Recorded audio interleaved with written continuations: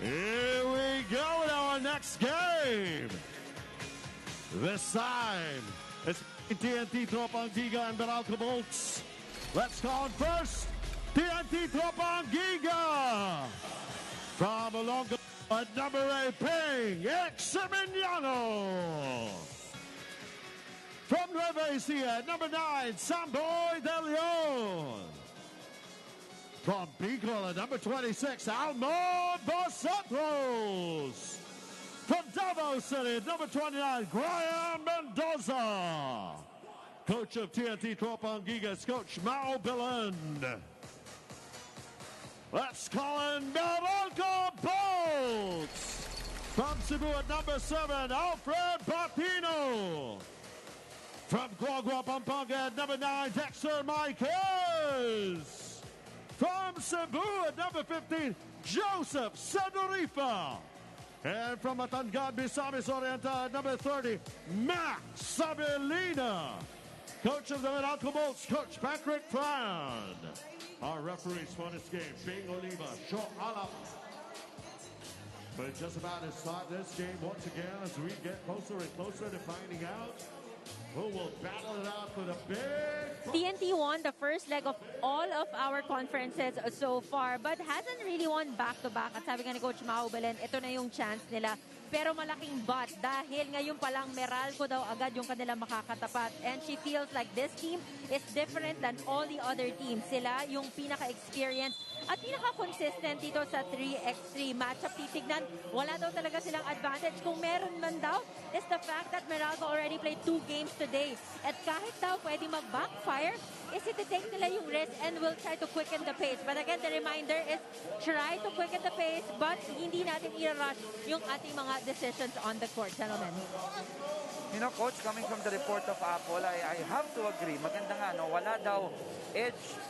Kung meron man edge dito siguro ang TNT, yung Meralco naglaro ng 2 game ngayon. That's right. Prior to this one, di ba? Oo, tama. And then, kaya nga, sabi ni Coach Mao, yun raw, they want to try and quicken the pace. And it reminds me of my coach in college. Lagi niya sinasabi, be quick, but don't be in a hurry. Okay. Ang diferensya nun. So, gusto nila, you quicken the pace, but you can still execute your game plan. Now, let's see if that will be something that TNT can do today. But looking dito naman sa koponan ng Meralco, mga veterano ng 3x ito. You got the veteran Joseph Seduriva. I mentioned, nag-trim down itong si Dexter Marquez. And yung very emotional na si Alfred Batino is always inside the paint creating problems for other teams. Ito pa, si Sabelina pa. Yes. Gives them a lot of length. And maganda nga, kasi nga sinasabi nga natin, there are perennial championship contenders. No? Itong dalawang kuponan na to. So it's virtually like watching a virtual championship match every time these two teams meet. I like that description there. And nakita mo yun, no? 9:02 remaining, pero people diving for that basketball. Naputo ka ng shot clock ng Meralco, bola ngayon ng TNT. Vosotros, pinapantayan. Scoring champion natin ito, si Vosotros. Every time you play TNT, you have to have a defensive game plan against Vosotros. They go inside to Dexter. Marquez, talagang ginamit yung espasyo doon. Uh-oh! And Meralco dodging a bullet there. Yeah, and off-cam, you were already mentioning to outside shooting ni Eximiniano, no? Something also that he really needs to develop. And, you know, he's been hitting some shots. It's good.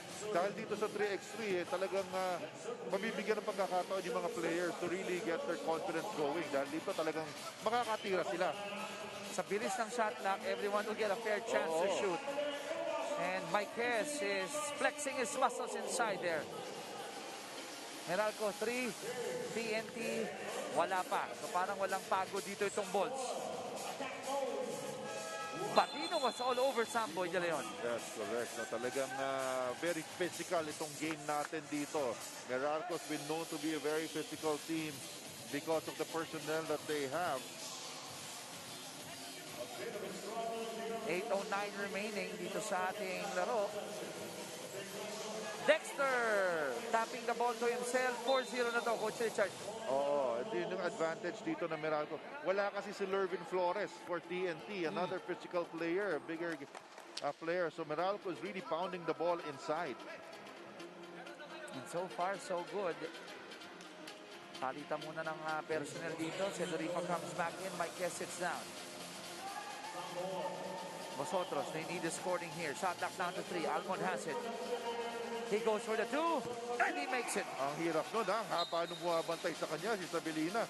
At napatalikod na lang ito si Sabelina after that shot. Kita mo, staying in front of him, challenging that shot. That's a good challenge. But wala na talaga magawa si Sabelina doon.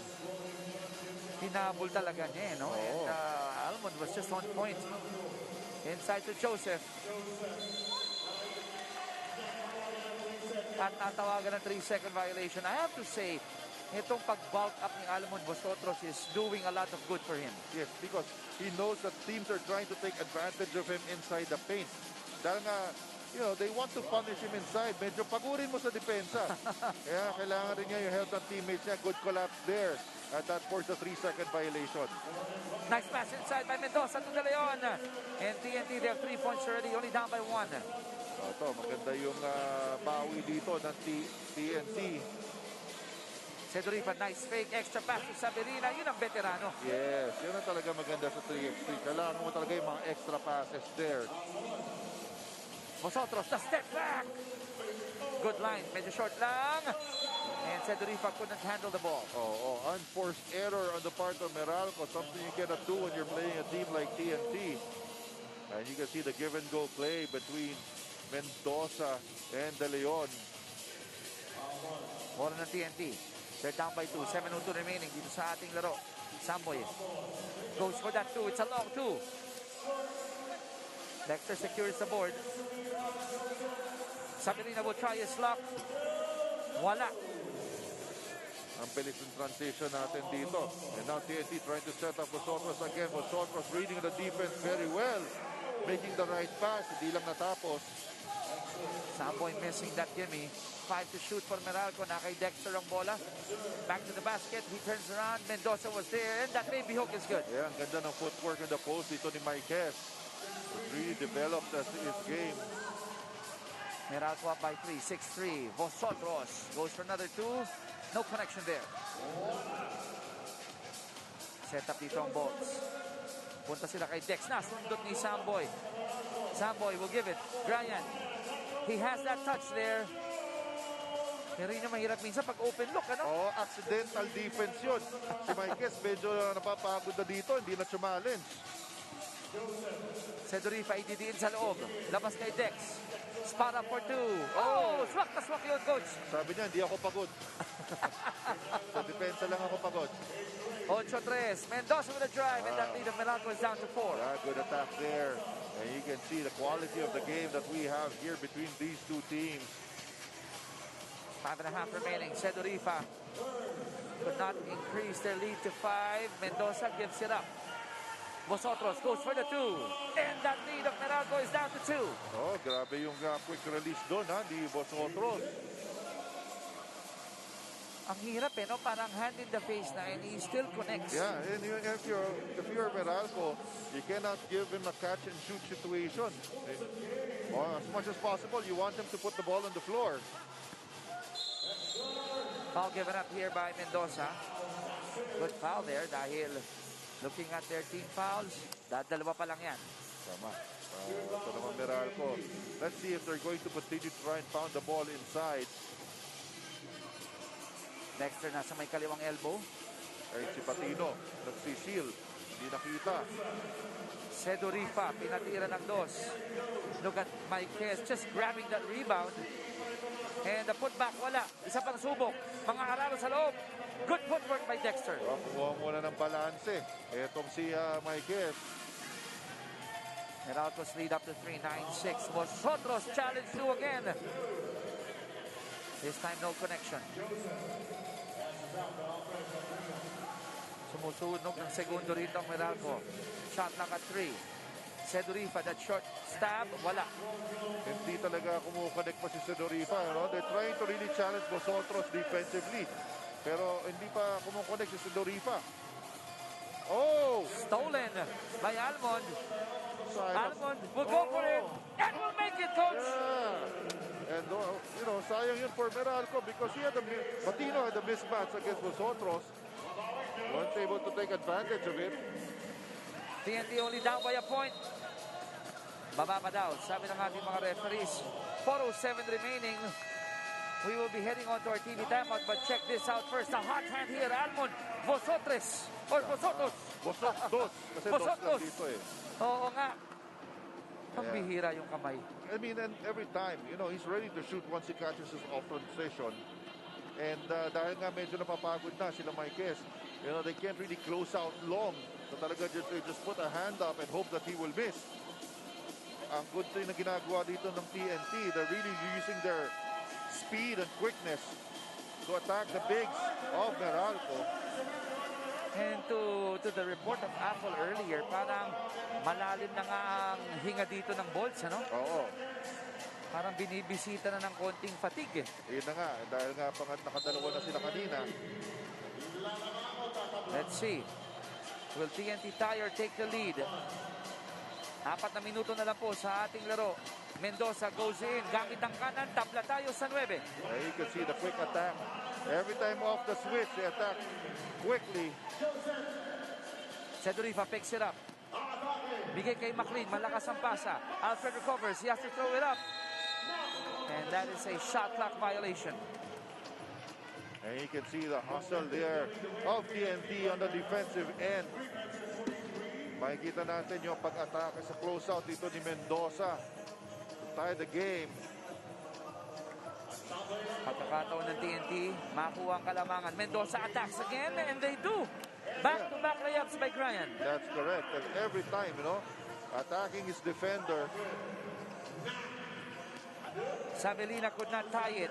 3:25 remaining, TNT up 10-9. Vosotros for 2. Boom!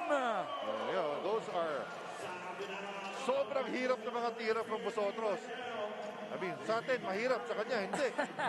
Kung pwedeng dagdagan ng konting points yung degree of difficulty, di ba? And look at that, even Vosotros, you know, saying, no, you cannot post me up. Ito makikita muna natin, no? Ayun, no? Ang bihira. Oh, sidewinder yung tira na yun. You know, on the defensive end. Giga caused that turnover when Botino was trying to post him up. Vosotros! Not this time. 3:01 remaining, 12-9. TNT up by 3. You always love it when you see players diving for loose balls, for those 50-50 balls.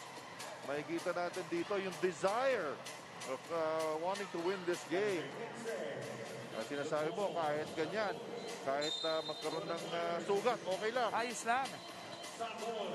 Samboy attacking the defense of Dexter, and they are up by 4, 13-9. Nice fake by Cedrifa, who goes in. And he cuts the lead down to 3. Uh-oh, Samboy open, passed up on the 2. He goes in. Wala. Cedrifa for 2. Pasok yan! And the lead is down to 1. Grabe yung shift ng momentum dito, no, for both teams. Meralco starting strong. Tapos buhawi itong TNT. Ngayon, Meralco, buhabanat na naman. And I'm looking at the coaches of these two squads. They're sitting at the edge of their seats. Yeah, they cannot coach their team Bawal right now. They can just cheer. Pwede lang sila mag-cheer, but they cannot coach. Bing. Yung kanilang amo yan. But good thing for TNT, it will stay with them. Kasi akala niya, kakat na si Almond doon eh. 5.6 left on the shot clock for TNT. They're up by a point, 13-12. Vosotros goes for the 2 again. No lucky bounce. Gets a tap. Pabaling tira. Siya pa rin naka-rebound. Another dos for Vosotros. Wala. Pink saves it. Mali ang napuntahan. And so far, no, ito TNT are out-hustling Meralco. Doon sa 50-50 balls, but Cedrifa ngayon nag-iinit na. At ganun kabilis, coach, lamang agad ang Meralco rito. 14-13. Tumawag muna ng timeout itong Meralco. Kailangan nila to. As you take a look at this 2-point shot by Joseph Cedrifa. At pagkatapos yan, tumawag sila ng timeout just to catch their breath dahil under 2 minutes na lang tayo dito. Alam mo kung tama ang memory ko, nanggaling to sa 13-9 eh. Oo. So 5 sunod, oh. Yes. Ang ginawa ng Meralco to take the lead. Yes. So 4-0 muna sila. Tapos humabol rin itong TNT. At lumamang ang TNT. Ngayon Meralco naman coming back. And that's why, as we were saying, at the start of this game, this is a virtual championship match that we're looking at. It's a treat really for our fans, ano? Hot hand Vosotros, nakaigrayan ng Mendoza. Atake ulit, gamit yung kanan and he's successful again. Kasi kaliwete ito si Mendoza. They tried to take away his left hand, but he's showing that he can finish going to his right. And if you take a look at that drive again, Coach, very comfortable siya. Yes. In going to his right, very comfortable. Tsaka side to side na siya ng defender niya eh. So talagang meron na siyang advantage doon. Now it makes it more difficult for to guard a person like Ryan kung kahit kaliwete mahusay no, on both hands. Tabla tayo sa 14. A minute 47 ang team fouls natin. Ang ganda rin ng foul management. 2 lang sa TNT, 3 para sa Meralco. Vosotros, bigay dito kay Samboy. Samboy goes for the 2. Nothing there. A minute 35 left. Pagkakataon ng Meralco to take the lead. They go to Sedorifa. Sedorifa for the lead. Nakasira ng 2. A nice screen provided by Batino there. Eto, Vosotros talaga binabantayan ng gusto. Vosotros, pero nice kita mo into naman the yun. 2. Saan ka pa, Coach? Kaya nga, sinasabi, ano pa ang gagawin natin? Sedorifa could not give the lead back to Meralco. A minute and 11 remaining. We got to see that again. Grabe yung shootout dito between Sedorifa and Vosotros. Makita muna natin, Sedorifa off that screen. Pasok bawi naman si Vosotros over a much taller defender. And we have a shootout here. A slot in the semifinals. Ang kanilang pinaglalabanan. And it's nice to see that the two leaders in Sedorifa and Vosotros, they're taking over, ano? Yes. Dito sa laro, eh. Sila nagdi-dictate para sa mga kanilang kupunan. Final 70, that's 7-0, 70 seconds, a minute 10. 16 all. Sino mas maraming points at the end of 12 of our 1 minute and 10? Or sino una makaabot sa 21? Alamin natin yan, ha? Very, very soon. Ball ng TNT. Mendoza goes for that jumper. Wala. Eksaktong 1 minuto na lang po. Joseph lost it. Vosotros has it. Gives it to Brian. Brian attacking again. Ayun na naman, no? Papuntang kanan naman si Brian. Kasi pag kaliwete, you will challenge with your right hand. And now he's countering that challenge with attacking. Going to his right. Oh, 2 shots. 1 shot. Ibibigay ito. The grind, gathered na yung bola when he was fouled. And I think nakita dun sa ating baseline camera, no? Dahil ano ba bang gagawin ng player, di ba? He's going for the shot, eh. As long as na-gather na yung bola, continuation na ibibigay doon. Pero dahil pang-4 na foul pa lang yan ng Meralco, 1 free throw lang ibibigay dito kay Brian. Crucial free throw here. And he knocks it down. They're up by 1, 17-16. Problema doon. At ito, kinakailangan munang tuyuin yung tuhod ni Alfred. Ito yung sinasabi ko sa iyo, Coach. Ano, they really would die for that ball. But yung ating court kasi, yung structure niya, hindi magsaslide ang human skin dyan, eh. Kanina, yan yung nakita natin pag-dive nila, no? Para sa bola. Kaya kailangan marami tayong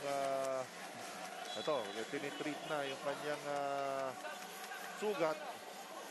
And I think that's one reason, Coach, why we see a lot of players wearing yung mga pangtuhod. No?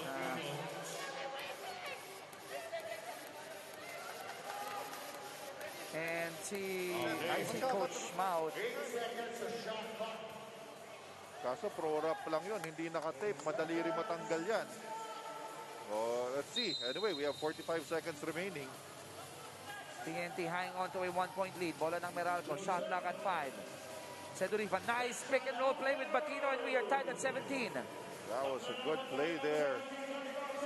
Ito, one-on-one. Grayan, oh, wanted to go drop pass. Spring recovers.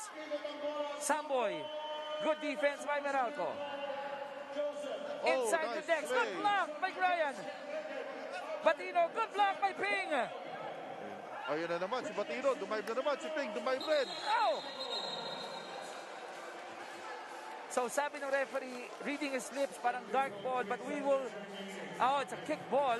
Ito si Gonzaga, watching helplessly. How we could wish he could be playing. But we can see here, ganda ng defensive effort dito ng TNT, even Ping blocking the much bigger Batino. And Alfred continues to dive. Ito, bola pa rin ng Meralco. 12 seconds remaining, 15 seconds sa ating game clock. Kapit, walang bibitaw. Shot clock down to 8. Down to 6, Sedurifa. Another pass to Batino. Batino gives the lead to Meralco. 18-17, 4 seconds ago. Down to 3, down to 2. De Leon has to throw this one up for the win. Wala! Wala! And Meralco getting this one, 18-17. Wow. What a finish here. What a finish for Meralco.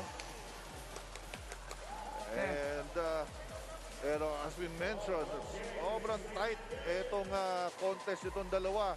And Sedurifa, talagang what a battle between him and Vosotros. And he ends up to be our best player of the game. Ang bihira, no? Naglaro sila ng dalawa, pumasok sa quarters, may konting fatigue, and yet he led his team with those numbers. Yes, that's right. Ito, Sedurifa, medyo matagal siya bago nag-init. But once he got going, he hit the big shots when it mattered the most.